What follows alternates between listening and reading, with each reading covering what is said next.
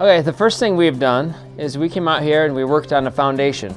To get our foundation ready, we had an excavator come, dig the hole, set the forms, and pour the concrete so then we can start our framing process.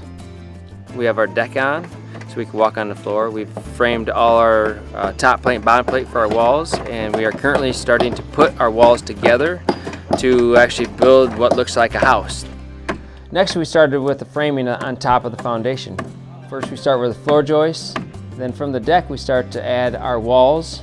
And in the walls, we build all of our window openings, our door openings, all the interior partitions. We do all the layout for all of the trusses and all of our other mechanical stuff that goes into a wall. Next, we sheet the wall and we wrap it with this white Tyvek and get it weatherproof in preparation for our next stage of the trusses. Next, we started with the trusses. After we get the walls up and stood up and braced, we start setting trusses. And involved in trusses is these trusses are about 40 feet long, and it takes the whole class to lift the truss up onto the wall, to stand it up, to brace it so it doesn't fall over.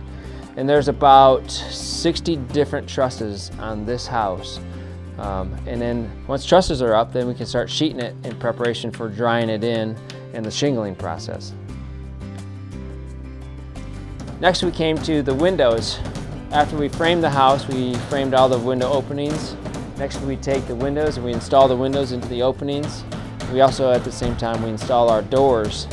That way we can lock our house up, we can be out of the weather and in the dry when it starts getting bad weather. And the last stage in Milestone 1, before we head inside, is we want to get the house so it's weatherproof. So we have to get all of our shingles on. And shingling involves 110 bundles of shingles, several boxes of nails, and a lot of a hammering of little nails. And these guys take every day, and about 8 of them will shingle this entire roof.